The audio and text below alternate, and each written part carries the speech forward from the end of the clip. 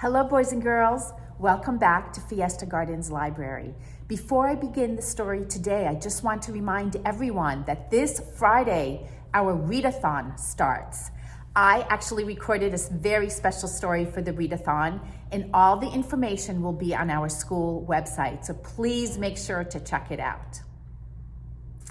And today, we are reading a story about Joe Biden. This is a big week in the United States. On Wednesday, we are inaugurating a brand new president. His name is Joe Biden. And there aren't very many books about Joe Biden yet, but I did find one that was written by his wife, Jill Biden. The name of the book is Joey, the Story of Joe Biden, by Jill Biden. This is Joe Biden. Joey.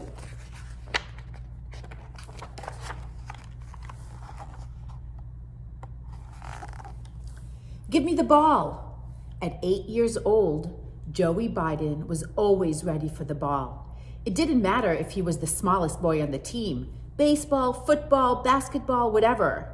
No one was more competitive than him. One day, he ran into a group of older boys playing football in an alley. "You can't catch me," he taunted. He was right, they couldn't, so they welcomed him into their game.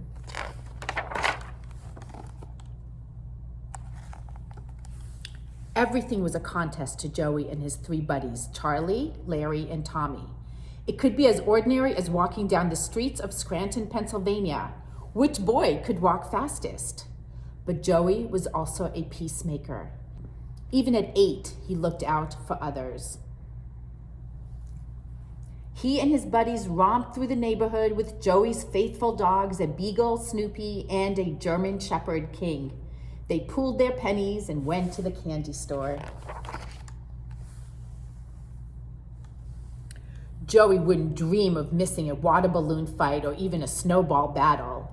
Always eager to prove he had guts, he never refused a dare. All the neighborhood kids competed to see who could climb the flagpole in the football field. Don't do that. The feat was impossible. The slippery pole swayed in the wind. Only one kid made it to the top, and that was Joey Biden. His friends were always welcome at the Biden house. All the kids loved Joey's mom.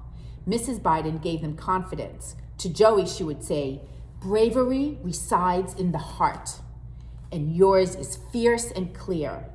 His father worked several jobs to keep the family going. He too always encouraged Joey.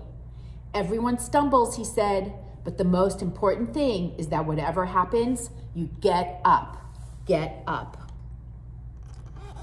Joey was lucky to have his brothers, Jim and Frank, and his sister Valerie, who was also his best friend. And they always spent time together.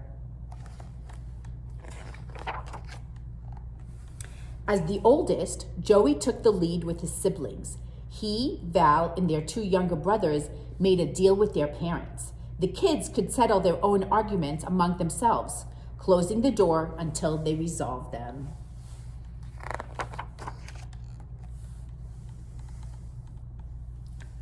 Home was a place for family and learning. Sunday was always family church day.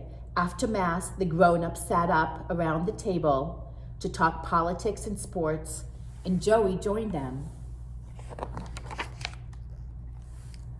But school was where the bullies were. Joey's mind was always sharp and fast, but talking sometimes was really difficult. He stuttered. Stutter is when someone goes, yes. No, I don't want a chocolate milk. That is when somebody stutters, but he overcame that. One of his teachers, a nun, suggested putting a sing-song rhythm to his words. So in his bedroom, Joey began memorizing long passages and putting them into a rhythm, and that helped him with his stutter. They moved around quite a bit, and finally the family moved to Claymont, Delaware. Joey looked ahead, or actually across the street, where he wanted to go to high school. In high school, he was on the football team and he worked very, very hard. At his high school graduation, he gave the welcome to parents and friends without a hitch. He overcame his stutter by working really hard.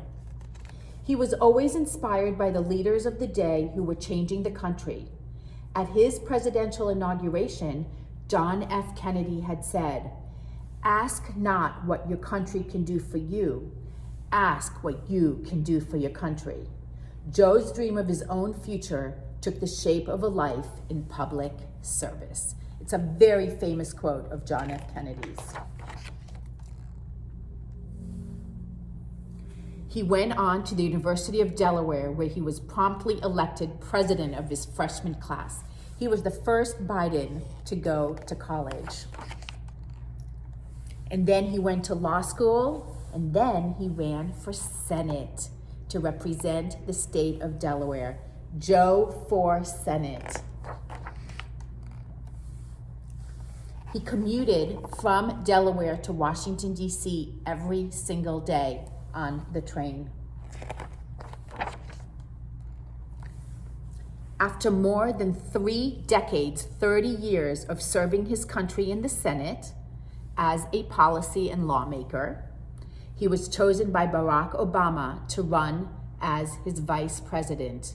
They won, energizing the nation. Now, Joe was speaking more than just about anyone, representing White House policies around the country and in 50 countries around the world. He served 8 years with distinction, leading President Obama to call him the best vice president America has ever had.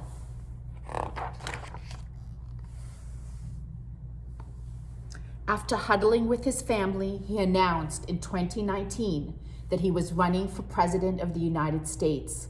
With his decades of experience, he called the next election a battle for the soul of America. And Joe Biden was ready to fight it. Give me the ball, as many athletes say. And he won. Joe Biden is our president starting tomorrow. And here are some pictures of him when he was younger.